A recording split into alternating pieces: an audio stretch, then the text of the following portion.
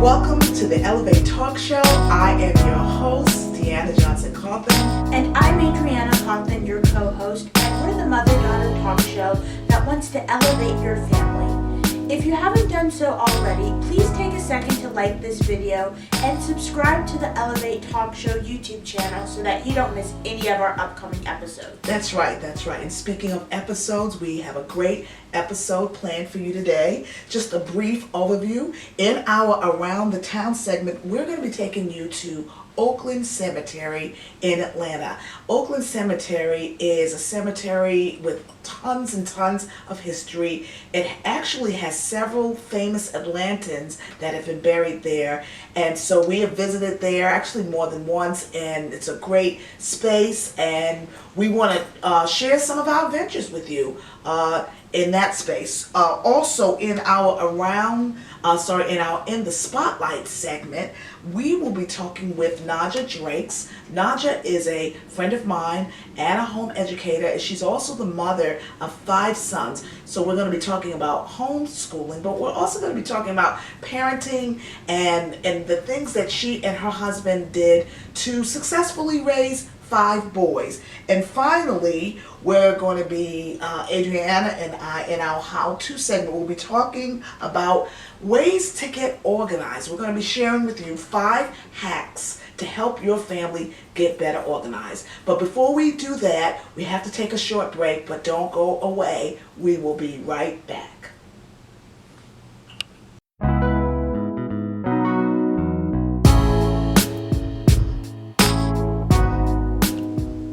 Welcome back to the show. And before we get into our In the Spotlight interview, I'd like to ask my viewers this following question and to have you answer it on our YouTube channel. What do you do to help your family get organized? Since we're going to be talking about organization today, answer that question for us in the comments section of our YouTube page, or you can go to our Facebook page and answer the question there. What do you do to get your family organized? Okay, well, in today's Spotlight, in the Spotlight segment, we will be talking with Najah Drakes. Najah Drakes is a home educator. She's a wife and she's a mother of 5 sons. She's also an author and a speaker, a blogger, an entrepreneur, and a clarity and purpose coach. Najah is the founder of Spark Her Blaze, where she coaches and empowers women to spark their flame so that they can blaze their uniquely divine trail. So turn your attention to our interview with Najah Drakes. Well, welcome to the show, Najah Drakes. It's a blessing and a pleasure to have you here. I'm so glad that I get to pick your brain about education and homeschooling and your family and your boys. Thank you for being with us today. Thank you so much for having me. I always love to have an opportunity to talk about homeschooling and all that comes along with it. Yes. So let's get right into it, because there's a lot of things I want to talk about. Now, I know that you and your husband are the proud parents of 5 sons. Is that correct? That is correct. So can you tell me a little bit more about your family, about the boys? Tell us about them.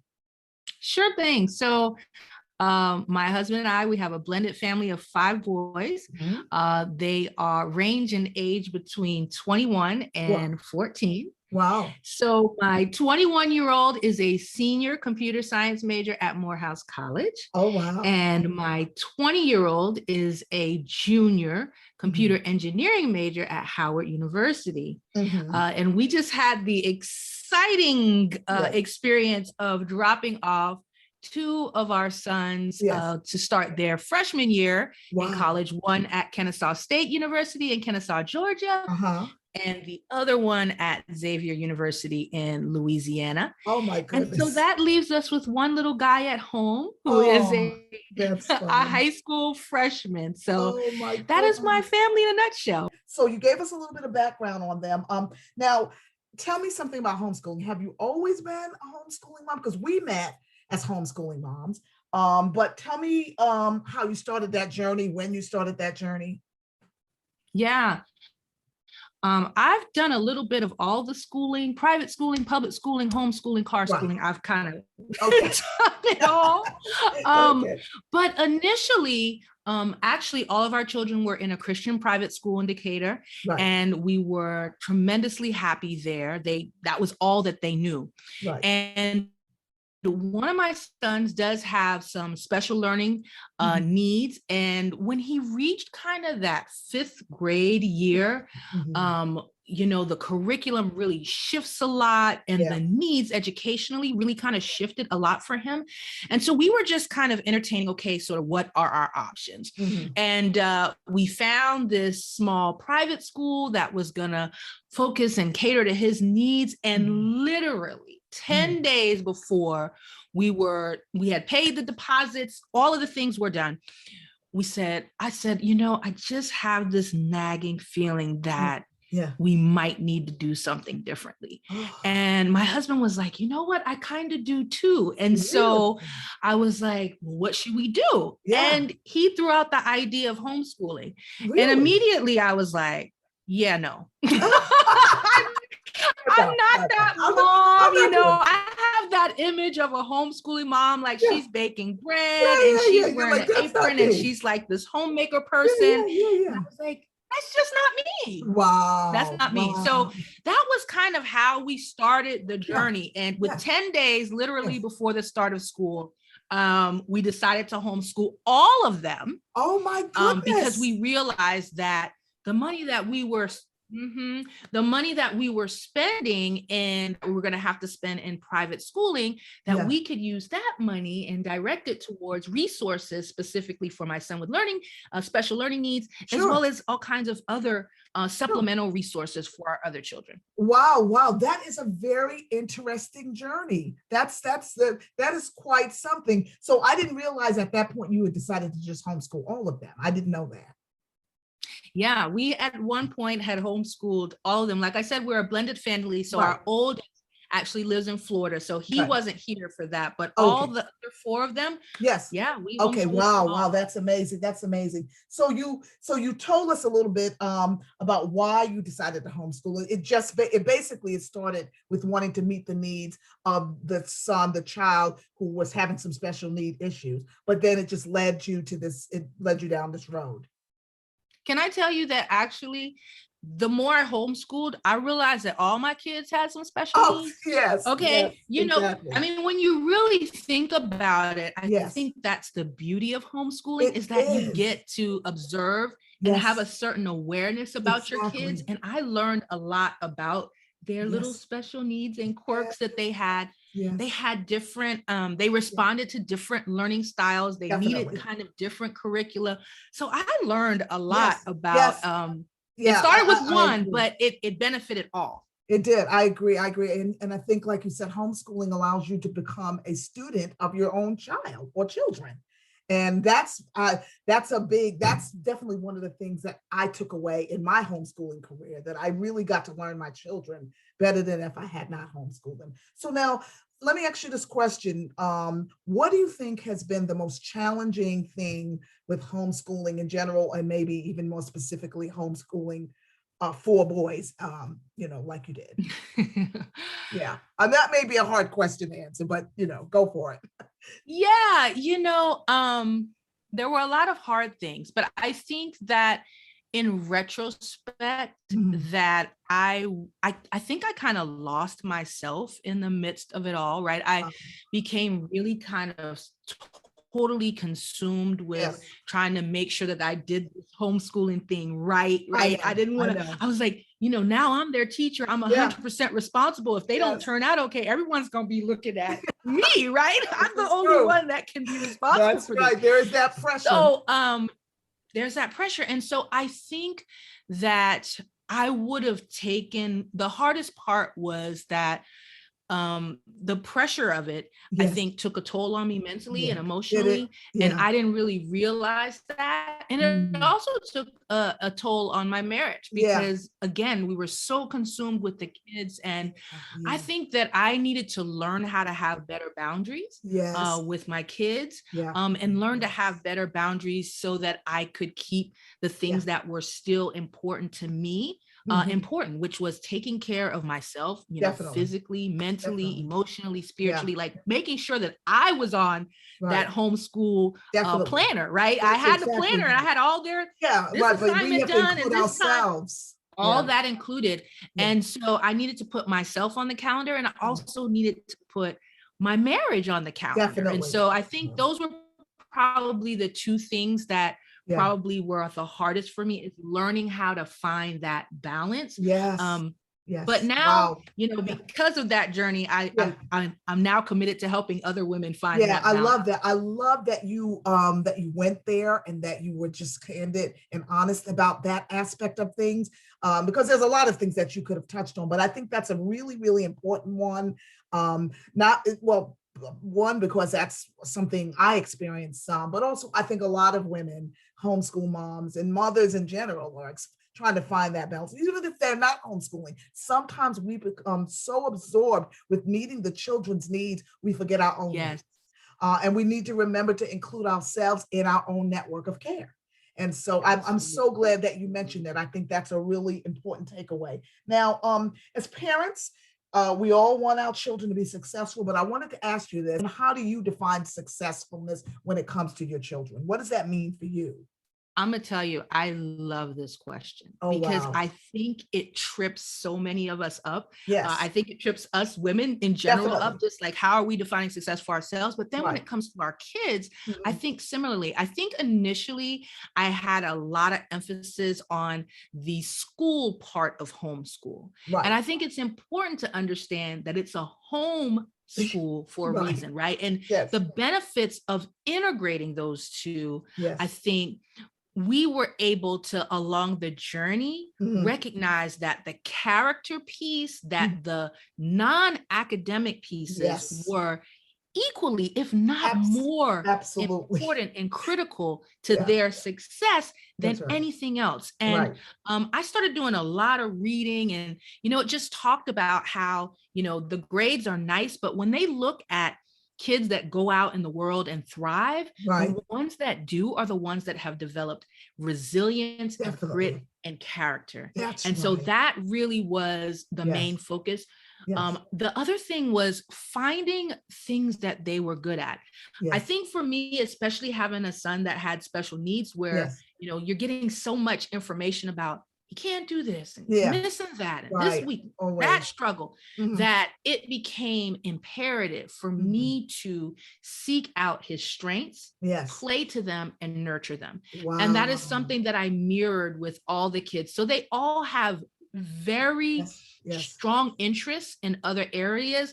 Most of them play an instrument. Most of them are self-taught. Most of them have other interests that they would spend hours on independent learning. And so creating intellectual curiosity and character were really some of the most important things that I felt that I could give to them. So now, whether a parent is a home educator or not, making sure that our children get a good education is just hard work. You and I both know that, whether you're homeschooling or whether your child's in private school or public school. So where can parents go to find out? Where did you go to get help?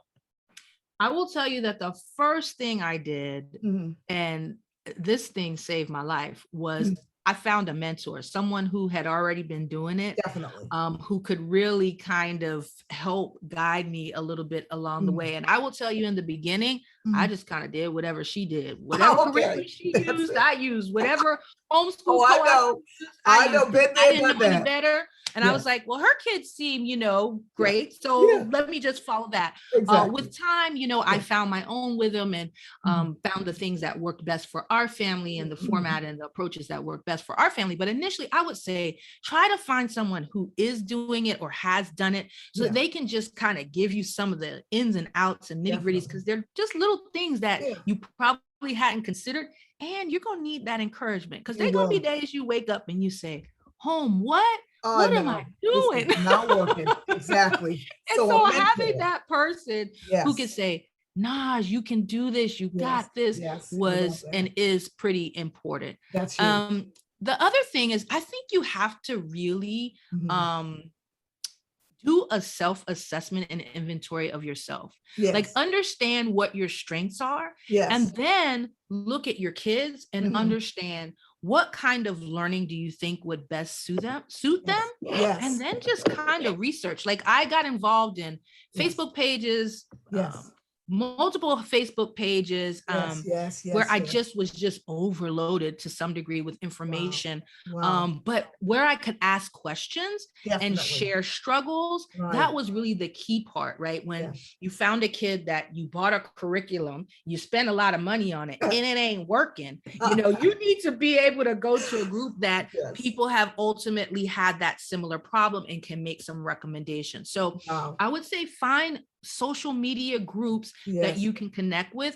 And then thirdly, once you know yourself and your strengths, you got to be honest and understand. Like for me, I tend to need structure for myself in my personal life. And so I knew I needed that in my homeschool. Right. And so we did use co-ops and hybrids. That's how we met you. Right.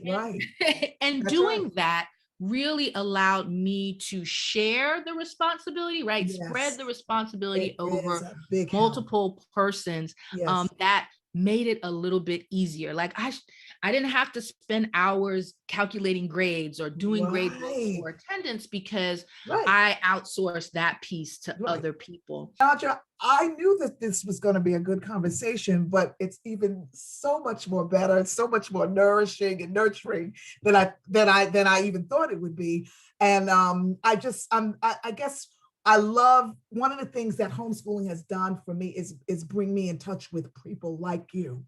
And so many great women, great moms, and I'm grateful. Some of my closest friends, we homeschooling mamas to the end, right? Yes, we are. Because we walked a journey that is very unique, and I think it brings you together in a way that it's very special. It is very special, and you're special, and I thank you for your wisdom. I think a lot of people are going to be blessed by the things you shared today. Thank you for taking time out of your schedule to talk with us. Thank you so much for having me. It's an absolute pleasure. Anytime I can encourage women and give them tools to be able to live the life they want and be able to do the things that they really want to do, I am in my element. Well, we thank you. Thank you for that, and have a great day. Be blessed. Do the same. Thank you so much. Bye-bye. Well, we hope you enjoyed our interview with Najah Drakes. Don't go away. We will be right back. Okay.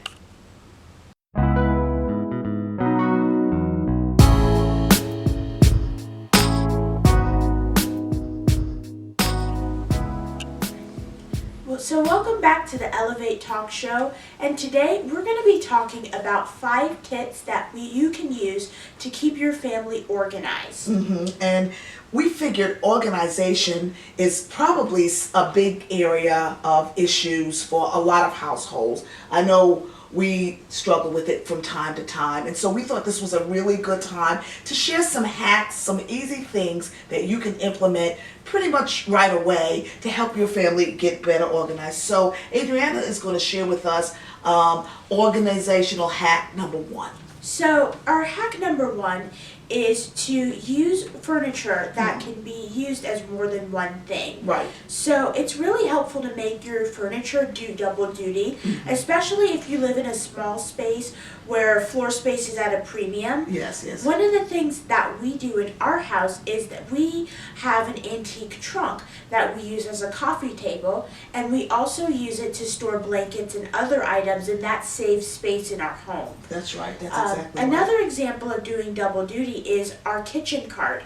We have a kitchen cart that my dad made out of an old TV stand, and we use it as extra counter space and storage space in the kitchen, but we're also using it right here on the set. We cover it up with a black cloth and we put our TV on it. That's exactly right. So double duty is the name of the game. Yeah.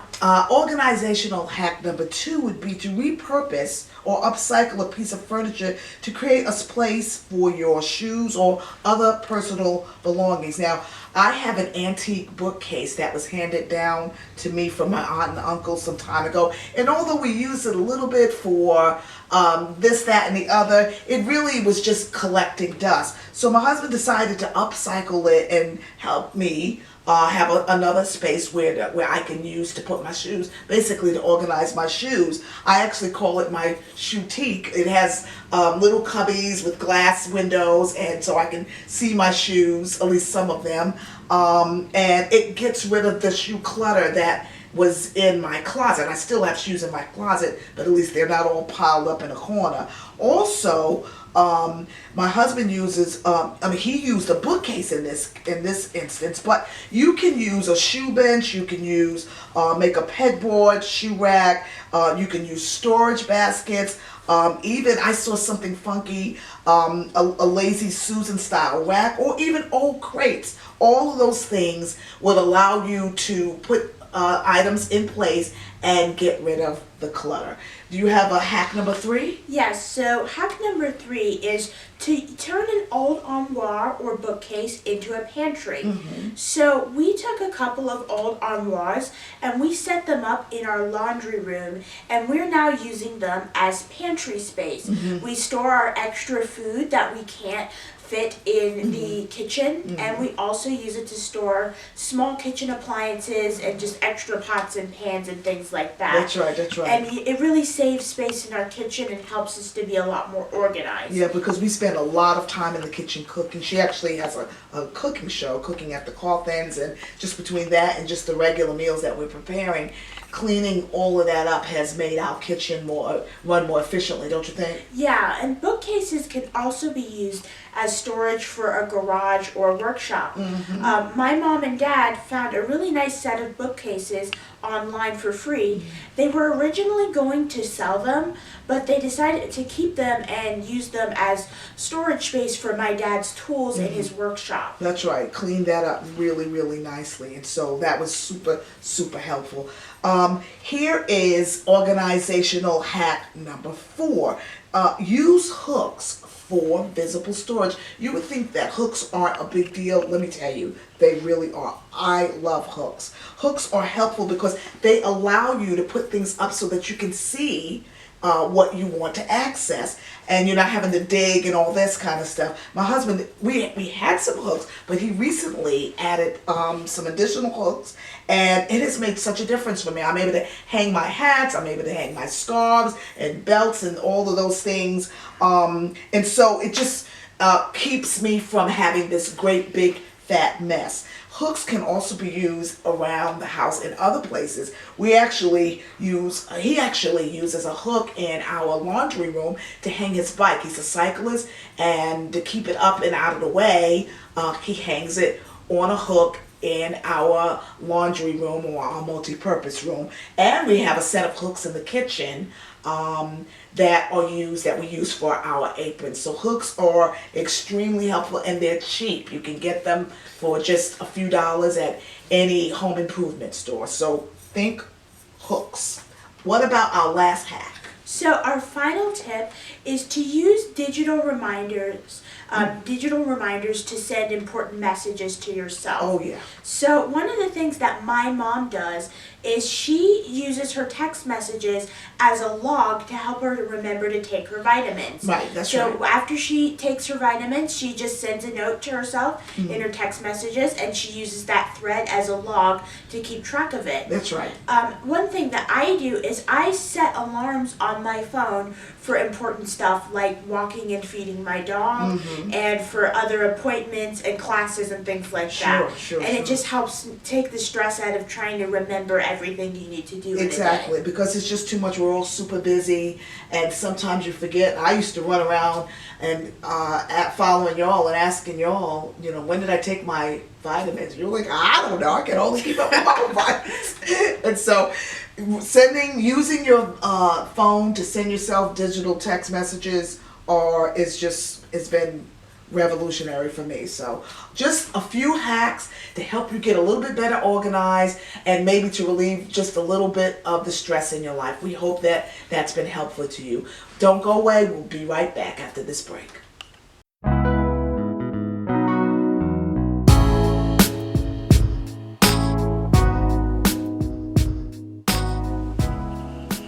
Well, we are back with our Around the Town segment, and this week we are taking you to Oakland Cemetery in Atlanta, Georgia. Oakland Cemetery is actually a stone's throw away from the Georgia State Capitol in Atlanta, and it is a place that is full of a ton of history. Many famous Atlantans have been buried there. I won't tell you who. You'll have to watch the video to see that. Do you remember our little visit there? Yeah, I remember our visit. There's lots of history there, and in addition to that, it's also a really great place to see the Atlanta skyline. Oh, it's beautiful. We took a lot of pictures while we were down there. So go with us to Oakland Cemetery in Atlanta, Georgia.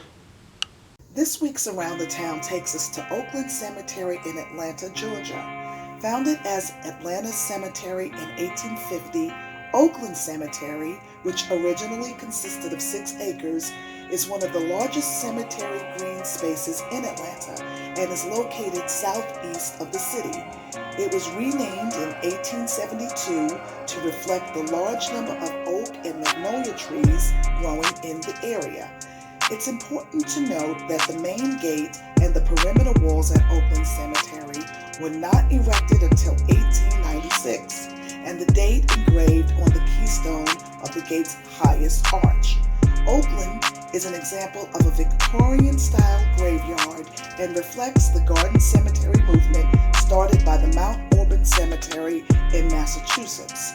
The historic cemetery is Atlanta's oldest public park and the final resting place of many of the city's most noted citizens, including Maynard Jackson, the first African-American mayor of Atlanta, and Margaret Mitchell, the Pulitzer Prize-winning author of Gone with the Wind. Less than a mile from downtown, its 48 acres are full of treasures, lovely gardens and green space, sculptures and architecture, and an art gallery and bell tower. Since cemetery weddings are a growing trend, Atlanta's historic Oakland Cemetery is an especially beautiful venue for an outdoor wedding. The cemetery is also a popular place for runners and walkers and other community events. An estimated 70,000 people are interred at Oakland, and while the last plots were sold in 1884, there are still regular burials today. Oakland Cemetery celebrates Atlanta's rich history along with its promising future, and it is a must-see for all. Don't go away. We will be right back.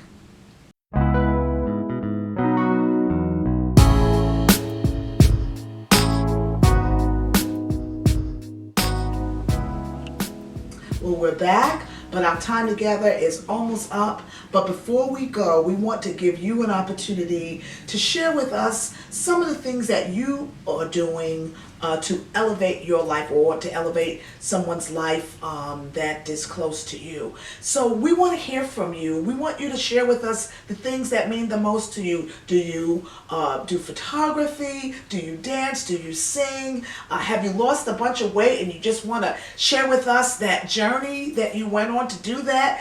We want to know about that, and Adriana's going to tell you how you can share things with us. Yes, so to share your stories with us, go to the Elevate Talk Show YouTube channel page and subscribe. Then email your stories and your photos to elevateytchannel@gmail.com. You can also become a friend of the Elevate Facebook page, and that will allow you to share your stories and pictures with us there as well. Perfect. Also, we want to remind you that the Elevate Talk Show, we upload a new episode every Sunday evening around 6 p.m. So if you're looking for new episodes, please go to our YouTube channel. You can also find us on the DeKalb County channel, Comcast channel 25 at 7 p.m. On Sunday evenings. Our show airs there as well, or you can live stream things on the DeKalb25.com website. So you can go to any of those places and find the Elevate Talk Show there. Thank you for watching the Elevate Talk Show, and we can't wait to see you again next week. Have a great week. See you next time. Bye. Bye now.